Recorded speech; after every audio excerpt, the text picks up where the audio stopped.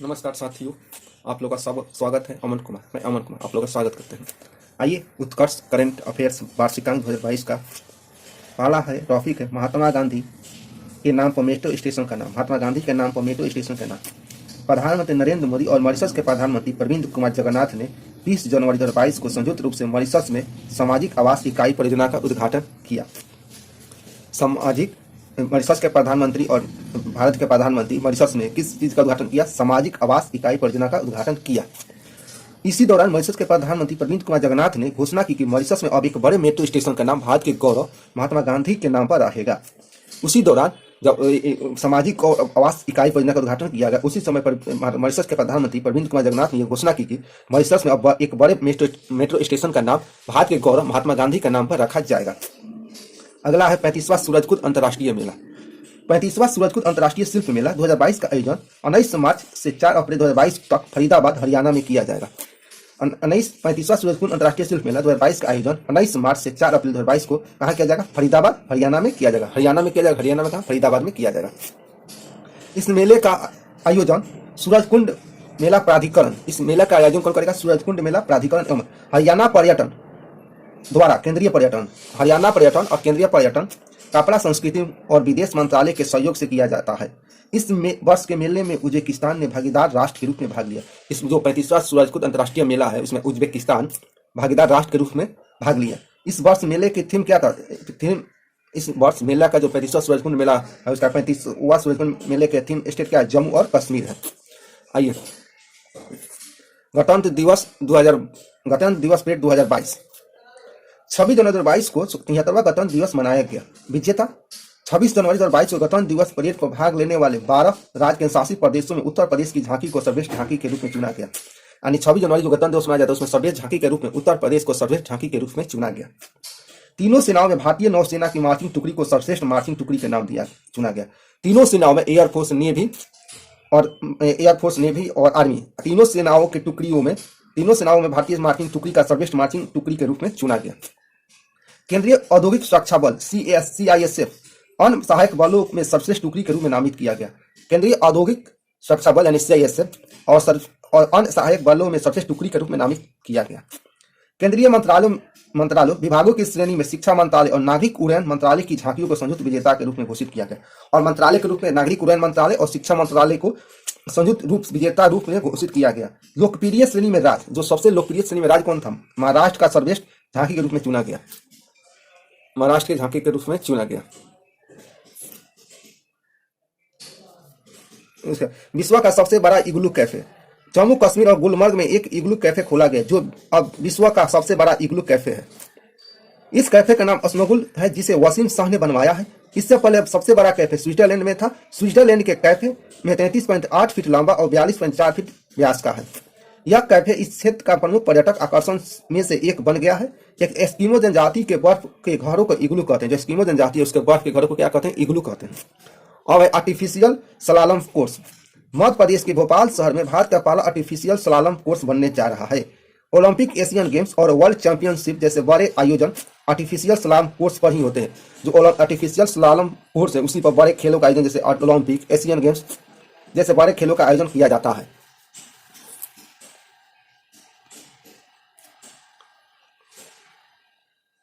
अभी 2 natural course है जो महेश्वर और होशंगाबाद के पास नर्मदा नदी पर बनाए गए हैं। इन्हीं कोर्सों पर खिलाड़ी अभ्यास करते हैं। अब इन 2 नेचुरल कोर्स है जो कहाँ है? महेश्वर और होशंगाबाद के पास जो नर्मदा नदी पर बनाए गए हैं, इन्हीं कोर्स पर खिलाड़ी अभ्यास करते हैं। अगला है national centre of excellence in carbon capture and utilisation. इसका भारत में कार्बन कैप्चर एवं यूटिलाइजेशन CCU के लिए 2 राष्ट्रीय उत्कृष्टता केंद्र स्थापित किए जा रहे हैं। ये केंद्र निम्नलिखित हैं। भारत में 2 राष्ट्रीय उत्कृष्टता केंद्र स्थापित किए जा रहे हैं, जो कौन कौन से हैं?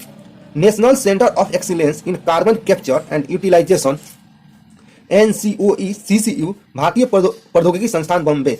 National centre of excellence in carbon capture and utilisation, भारतीय प्रौद्योगिकी संस्थान बॉम्बे। और दूसरा है national centre in carbon capture and utilisation, Jawaharlal Nehru centre for advanced scientific research, Bengaluru. Bharat सरकार के विज्ञान और प्रौद्योगिकी विभाग के समर्थन से इन केंद्रों को तैयार किया जा रहा है। भारत सरकार के जो विज्ञान और प्रौद्योगिकी विभाग है, उसके सहयोग से इसका तैयार किया जा रहा है। अटल सुरंग। 9 फरवरी 2022 को अटल सुरंग को आधिकारिक तौर पर वर्ल्ड बुक ऑफ रिकॉर्ड्स द्वारा 10,000 फीट से अधिक ऊंचाई पर स्थित विश्व की सबसे लंबी राजमार्ग सुरंग के रूप में प्रमाणित किया गया है। अटल सुरंग है जो आधिकारिक तौर पर वर्ल्ड बुक ऑफ रिकॉर्ड्स में 10,000 फीट की ऊंचाई पर स्थित विश्व की सबसे लंबी राजमार्ग सुरंग के रूप में प्रमाणित किया गया है। World books of records UK का एक वर्ल्ड बुक ऑफ रिकॉर्ड्स कहाँ का संगठन? यूके का एक संगठन है जो प्राथमिकता के साथ वैश्विक असाधारण रिकॉर्ड को सूचीबद्ध और सत्यापित करता है। मनाली को हिमाचल प्रदेश में लाहौल स्पीति घाटी से जोड़ने के लिए 9.02 किलोमीटर लंबी अटल सुरंग का निर्माण किया गया है।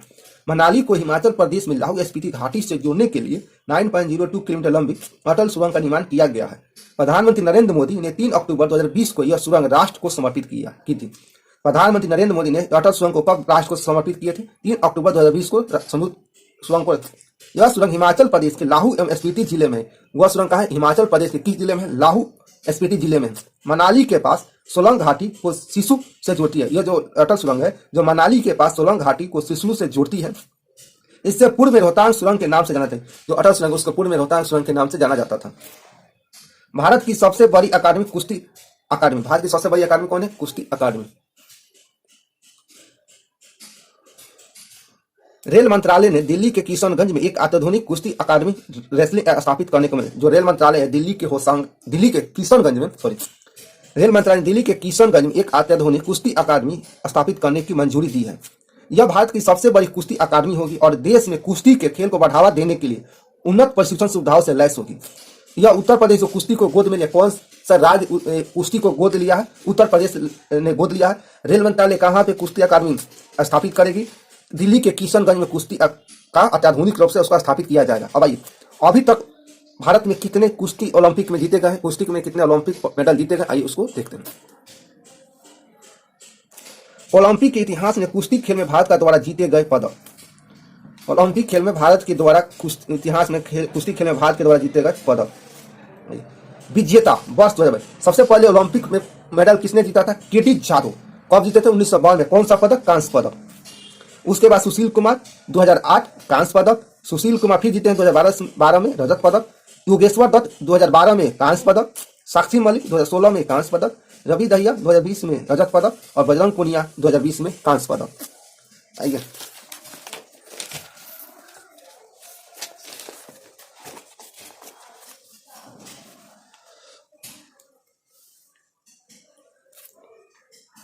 डॉकथन 2022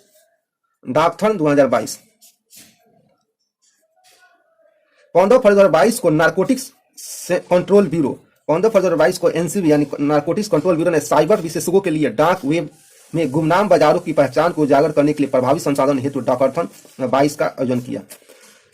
जो एनसीबी है, नारकोटिक्स कंट्रोल ब्यूरो, एनसीबी ने साइबर विशेषज्ञों के लिए डार्क वेब में गुमनाम बाजारों की पहचान को उजागर करने के लिए प्रभावी संसाधन खोजने हेतु डॉकथन 2022 का आयोजन किया है। और उसके बाद है अगला है वाटर टैक्सी सेवा। बेहतर कनेक्टिविटी प्रदान करने और पर्यटन को बढ़ावा देने के लिए 17 फरवरी 2022 को मुंबई में वाटर टैक्सी सेवा की शुरुआत की गई। कहां शुरू की गई? मुंबई में वाटर टैक्सी को शुरुआत की गई। 17 फरवरी 2022 को मुंबई में वाटर टैक्सी सेवा शुरू की गई। बेहतर कनेक्टिविटी वाटर टैक्सी कहां शुरू की गई? मुंबई में। यह कौन सा थी? वाटर टैक्सी सेवा पहली बार जुड़वा शहर मुंबई और नवी मुंबई को जोड़ेगी। जो वाटर टैक्सी है किस शहर को जोड़ेगी? जुड़वा शहर मुंबई और नवी मुंबई को जोड़ेगी। कौन किस परियोजना कार्यक्रम के तहत? सागरमाला कार्यक्रम के तहत वित्त पोषित इस परियोजना की कुल लागत 8.37 करोड़ रुपये है। वाटर टैक्सी शुरुआत कहाँ गई? मुंबई में। कहा किस राज्य किस को जोड़ेगी? मुंबई किस शहर को जोड़ेगी? मुंबई और नवी मुंबई को जोड़ेगी। किस परियोजना के तहत? सागरमाला कार्यक्रम के तहत इसको किया गया है। कुल राशि कितना है? 8.37 करोड़। अब एशिया का सबसे बड़ा बायो सीएनजी संयंत्र। प्रधानमंत्री नरेंद्र मोदी और भारत के सबसे स्वच्छ शहर इंदौर मध्य प्रदेश में 19 फरवरी 2022 को एशिया के सबसे बड़े बायो सीएनजी संयंत्र का उद्घाटन किया गया। किसके द्वारा उद्घाटन किया गया? प्रधानमंत्री नरेंद्र मोदी द्वारा। कहाँ पे? भारत के सबसे स्वच्छ शहर कहाँ? मध्य प्रदेश में इंदौर में।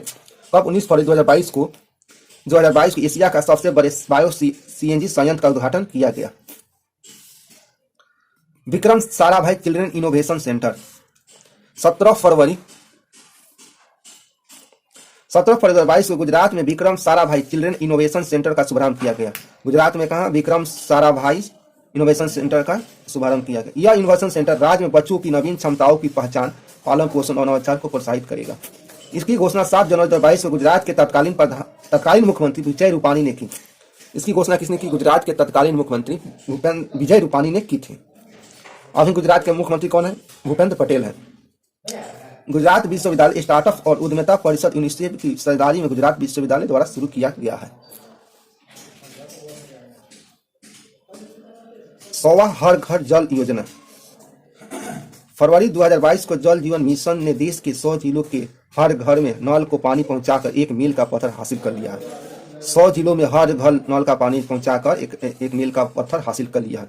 हिमाचल प्रदेश का आकांक्षी जिला और चंबा देश का 100वां हर घर जल जिला बना है। हिमाचल प्रदेश का आकांक्षी जिला और चंबा देश का 100वां हर घर जल योजना वाला जिला बना। चंबा हर घर जल बनने वाला 5वां आकांक्षी जिला तथा अन्य 4 घर जल आकांक्षी जिले भद्राद्री, कोटागुड्डम, जयशंकर, भूपालपल्ली, कोमाराम, भीम, आसिफाबाद सभी तेलंगाना में और हरियाणा का मेवात है। जल जीवन मिशन वर्ष 2024 तक प्रत्येक ग्रामीण परिवार को नल का पानी उपलब्ध कराने के सरकार का संकल्प पूरा करने का सही दिशा में है। चंबा हर घर जल बनने वाला आकांक्षी जिला है तथा अन्य 4 हर आकांक्षी जिले भद्राद्री, कोटागुड्डम, जयशंकर, भूपालपल्ली, कोमाराम, भीम, आसिफाबाद से सभी तेलंगाना में और हरियाणा का मेवात है। जल जीवन मिशन 2024 तक प्रत्येक ग्रामीण परिवार को नल का पानी उपलब्ध कराने के सरकार के संकल्प को पूरा करने के लिए सही दिशा में है। 15 अगस्त 2019 को मिशन की घोषणा के समय 19.27 करोड़ घरों में से केवल 23.23 करोड़ 17% घरों में नल के पानी कनेक्शन थे। नोट: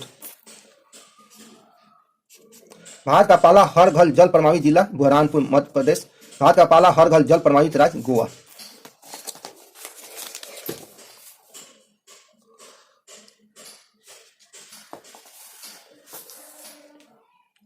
पहला व्यावसायिक बायोमास आधारित हाइड्रोजन संयंत्र। पहला व्यावसायिक आधारित हाइड्रोजन संयंत्र। भारत का पहला व्यावसायिक हाइड्रोजन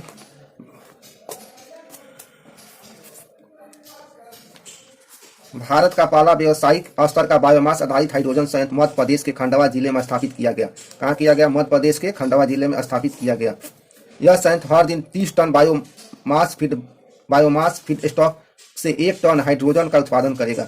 यह संयंत्र 24 करोड़ रुपए के निवेश के साथ वाटमी एनर्जी लिमिटेड और ब्राजील ग्रीन एनर्जी के संयुक्त उद्यम द्वारा लगाया जा रहा है। दुर्ग का तेल कुआं। 21 फरवरी 2022 को वेदांता समूह की company care oil and gas ने राजस्थान के बाड़मेर जिले में तेल की खोज की। किसने खोज की? वेदांता समूह की company care oil and gas ने राजस्थान के बाड़मेर जिले में तेल की खोज की। यह तेल केयर ऑयल एंड गैस द्वारा एक ब्लॉक में खोजा गया था जो उन्हें ओपन एकरेज लाइसेंस पॉलिसी के तहत दिया गया था। यह तेल केयर ऑयल एंड गैस द्वारा एक ब्लॉक में खोजा गया था जो उन्हें ओपन एकरेज लाइसेंसिंग पॉलिसी के तहत दिया गया था। ब्लॉक RJONHP 2017/1 बाड़मेर जिले के चौहटन और गुड़ा मालगी तहसील में स्थित है।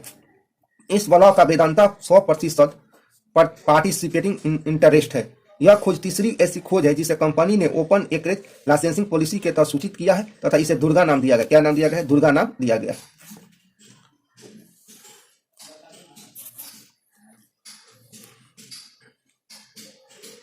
राष्ट्रीय ई विज्ञान नेवा लागू करने वाला पहला राज्य। राष्ट्रीय ई विज्ञान लागू करने वाला पहला राज्य। 19 मार्च 2022 को नागालैंड ने राष्ट्रीय ई विज्ञान नेशनल ई विज्ञान एप्लीकेशन परियोजना को सफलतापूर्वक लागू कर पूरी तरह से पेपरलेस होने वाला देश की पहली विधानसभा बन गई। पूरी तरह से पेपरलेस होने वाली देश की पहली विधानसभा कौन है? नागालैंड, जो राष्ट्रीय ई विधान एप्लीकेशन को लॉन्च किया। NEVA परियोजना का उद्देश्य देश की सभी विधानसभाओं को एक मंच पर लाना है जिससे कई अनुप्रयोगों की जटिलता के बिना एक विशाल डेटा रिपोजिटरी का निर्माण किया जा सके। नागालैंड के मुख्यमंत्री नेफ्यू रियो 2011 की जनगणना के अनुसार नकारात्मक जनसंख्या वृद्धि दर वाला भारत का एकमात्र राज्य नागालैंड है।